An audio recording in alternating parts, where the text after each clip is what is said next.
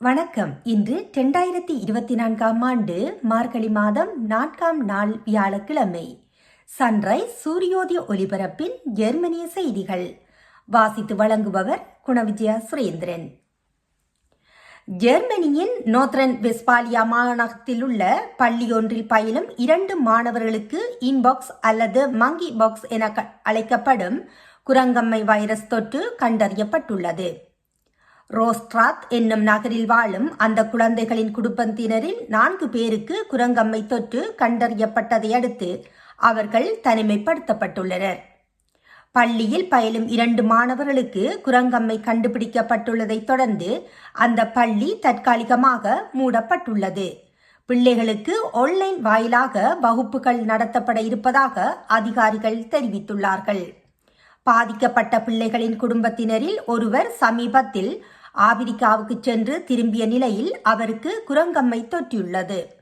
அவரிடமிருந்து அவரது குடும்பத்தினருக்கு வைரஸ் தொற்று பரவியுள்ளது என்பது குறிப்பிடத்தக்கது.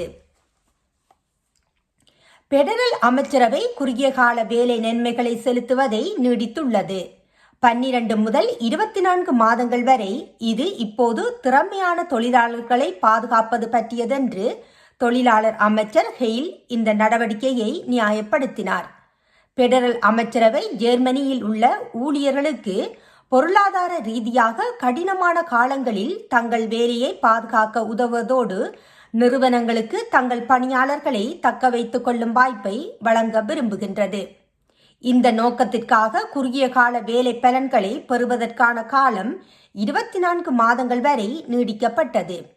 புதிய விதிமுறை டிசம்பர் 31ஆம் தேதி முதல் 2025ஆம் ஆண்டு வரை பொருந்தும். அதற்கான விதிமுறை மத்திய தொழிலாளர் அமைச்சர் ஹெர்பர்ட் ஹெய்டமிருந்து வந்தது. இப்போது அமைச்சர்களால் நிறைவேற்றப்பட்டுள்ளது. சிவப்பு பச்சை சிறுபான்மை அரசாங்கம் புண்டஸ்டாக் மற்றும் புண்டஸ்ட்ராட் இதை இனி சமாளிக்க வேண்டியதில்லை. நிச்சயமாக சீரியாவில் இருந்து நன்கு ஒருங்கிணைந்த அகதிகள் ஜெர்மனியில் தங்கலாம். தற்போதைய விவாதத்தை குறிப்பிடும் அதிபர் சோல்ஸ் கூறினார். CDU தலைவர் மெர்ஸ் அசாத் ஆட்சி முடிவுக்கு வந்த பின் கடுமையான எல்லை கட்டுப்பாடுகளுக்கு அழைப்பு விடுத்துள்ளார். ஜெர்மனியில் நன்கு ஒருங்கிணைக்கப்பட்ட சீரியர்கள் அவர்கள் தொடர்ந்து நம்பகமான தங்கியிருப்பார்கள் என்று அதிபர் ஒலாஃப் சோல்ஸ் உறுதியளித்துள்ளார். இங்கே பணிபுரியும் எவரும் நன்கு ஒருங்கிணைக்கப்பட்ட எவரும் ஜெர்மனியில் வரவேற்கப்படுகின்றார்கள். அது முற்றிலும் சுயமாக தெரிகின்றது என்று SPD அரசியல்வாதி தனது வாராந்திர வீடியோ செய்தியான அதிபர் காம்பாக்டில் கூறினார்.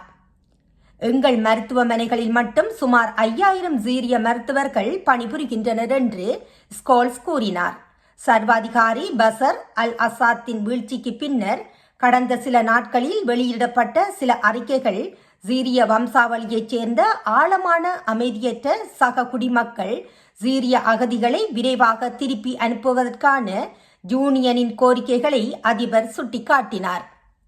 அசாத் இல்லாமல் சீரியா எந்த திசையில் வளர்ச்சியடையும் என்பதை வரும் நாட்கள், வாரங்கள் மற்றும் மாதங்கள் மட்டுமே காண்பிக்கும் என்று சோல்ஸ் கூறினார்.